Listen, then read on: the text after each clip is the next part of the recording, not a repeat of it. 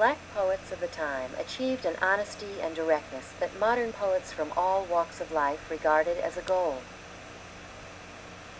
Robert Frost served as a link between the traditional and the new poetry, characterized by simple, direct language.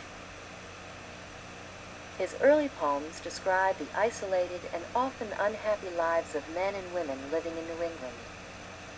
His work was first published in England, where he went to escape his family's disapproval of his writing career. Some of Frost's best-known poems are dramatic monologues about life on New England farms. My long two-pointed ladder's sticking through a tree toward heaven still, and there's a barrel that I didn't fill beside it, and there may be 2 or 3 apples I didn't pick upon some bough, but I am done with apple picking now. About his craft, he said, A poem begins as a lump in the throat, a sense of wrong, a homesickness, a loneliness. It is never a thought to begin with. It is at its best when it is a tantalizing vagueness.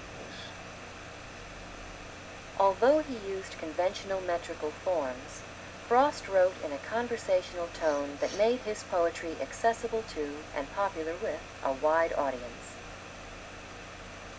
Edwin Arlington Robinson also wrote mainly about New England. He created a fictional town whose inhabitants were often in conflict with prevailing conventions. Richard Cory is one of his most quoted poems. Whenever Richard Cory went downtown, we people on the pavement looked at him. He was a gentleman from sole to crown, clean-favored and imperially slim. The poem ends ironically, reflecting a viewpoint shared by many writers of the time. That a romantic outlook was not possible in the increasingly impersonal 20th century world. Many writers felt that the optimism expressed by Emerson, Whitman, and other of their predecessors was outdated.